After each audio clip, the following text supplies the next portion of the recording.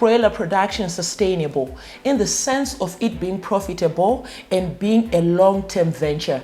Hello, my name is Odzanai Manyore, and together with Agri-Milling Livestock Feeds, we have created a space for our livestock farmers here in Zimbabwe to tackle issues that often heighten, and at times it makes our Zimbabwean farmers nervous to invest in the livestock industry. Today I am going to be joined by Virginia. She is a technical advisor with Agri-Milling Livestock Feeds. We want to look at broiler chickens production, startup costs, the risks and uncertainties associated with the business, time commitment, as well as the profits or the lucrativeness of the venture. Virginia, thank you so much for joining us today. Thank you, Odzanai. Yes, getting into our discussion, Virginia, this space is safe for our livestock farmers, and as an introductory episode, we want to look at broiler chickens production, the startup costs. For someone who's looking to invest in the business, what are these costs associated with? Okay, thank you, Odzanai. Our broiler farming or broiler production is a very profitable business where one needs to plan properly. You need to know your costs which are involved. You need to have the right space. You need to have the right equipment, the right foreruns for you to make a successful business. Thank you so much, Virginia, for that. You spoke of infrastructure. You spoke of also having people holding your hand. In this case, you are a technical advisor who's often working with various farmers across Zimbabwe in your territory, of course. Moving from the startup costs, this is the first question that someone might think of to say, what am I looking to part with in terms of financial resources? Now, I want us to look at the risks associated with the broiler chickens production. I understand that this is a cycle from roughly 4 to 6 weeks. You are headed to the market. Some harvest them as baby chickens for restaurants. Some even get up to the point where they are now mature. You slaughter them and take them to the market. The risks and uncertainties that you might want to highlight for our broiler producers in Zimbabwe. Okay, the first risk that someone needs to be aware of is you need to know how to look after your birds. Mostly in broiler production, you associate it with or you can face high mortalities if you don't know how to look after your broilers. So the first thing that you need to do, or the first things that you need to acquire, is the information or is the knowledge of how to look after your birds. Okay. You need to avoid mortalities. That's the biggest challenge that you can come up with. Then also disease outbreaks. Okay. You need to have your biosecurities. You need to have the proper brooding so that you avoid the respiratory problems.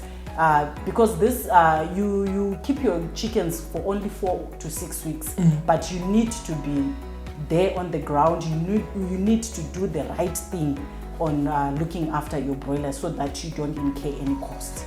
Now, Virginia, you spoke of high mortalities, and as you were going through the rundown, you highlighted diseases as being one of the major contributors when it comes to the deaths of your chicks.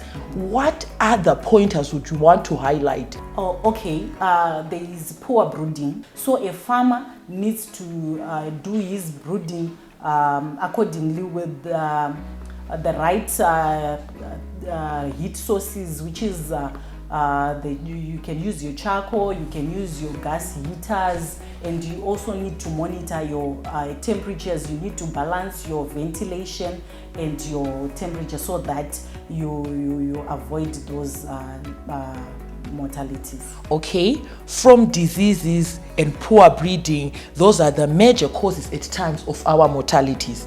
Now, from that aspect of risks and uncertainties in broiler production business, I want us to look at time commitment. When we are saying time commitment, normally what are we referring to, especially in broiler chickens production? We have, as Agri-Milling, I know you have a range of livestock feed and you do have technical support and advice for for all our farmers, goats, rabbits, pigs, etc. But looking at broiler chickens, when we speak of time commitment, remember these chickens are off to the market at week 4 or week 6, meaning that the cycles are very short. When you are talking of time commitment, Virginia, what are you referring to, especially at the initial stages of production? How much of the business person or the farmer are we looking to see? At what time, at what point should we have our farmer right there at their enterprise? Okay, so for broiler production, you need to be there 24/7. 24/7. Okay. Yes. Maybe to break down that, from day one, you need to monitor your chicks from placement. After every 2 hours, you do the crop test, you do the temperature checks. So you need to be there 24/7 on your project site. Yes. Okay.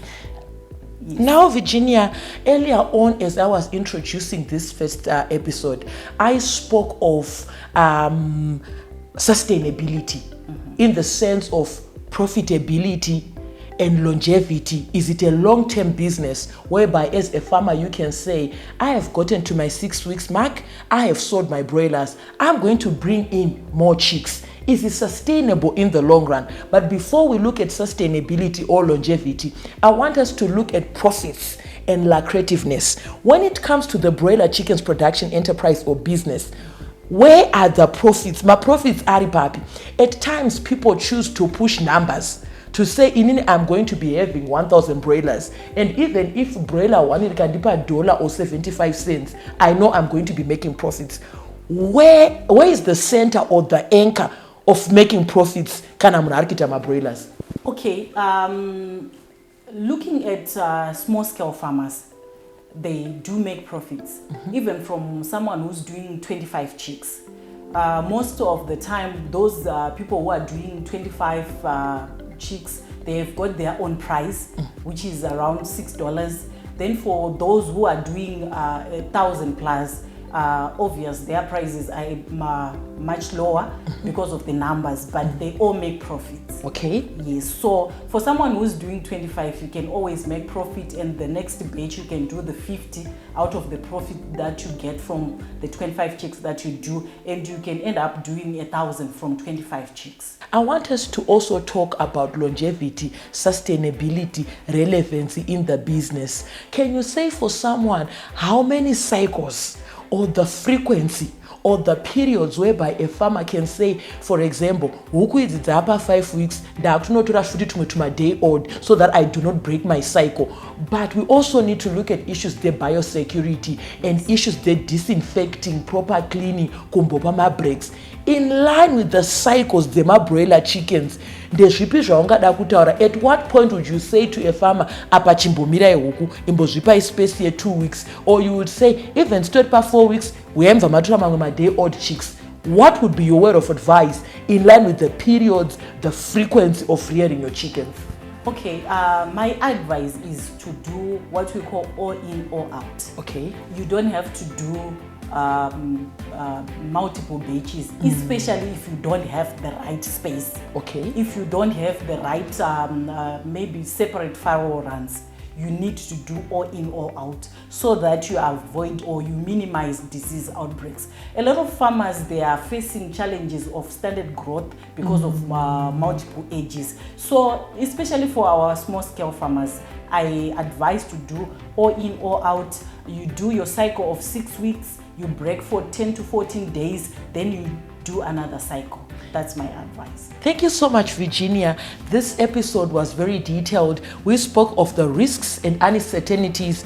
We spoke of profitability as well as the lucrativeness of the venture. We also looked at time commitment as well as the startup costs. I know majority of our Zimbabwean farmers would say, the reason I'm not investing in broiler chickens, my startup costs, they are not very clear. But this is what we were looking at today. It was a pleasure having you with us today. Thank you. Thank you, viewers, for tuning in to today's edition where we were looking at broiler chickens production with Virginia, the technical advisor of Agri-Milling Livestock Feeds. Get all your feed technical support, accessories, equipment, and advice from Agri-Milling Livestock Feeds, the ultimate quality feed. Here is an opportunity to keep up to date with what is happening within the livestock industry of Zimbabwe. Make sure you are subscribing to this channel, Agri-Milling Stockfeeds channel. Day in, day out, there are going to be daily tips on how you can manage your enterprise, and also an opportunity to keep up to date with events, exhibitions that will be taking place throughout the calendar here in Zimbabwe. Click onto the subscribe button and the notification bell so that you are notified each and every time we upload a new segment. Thank you.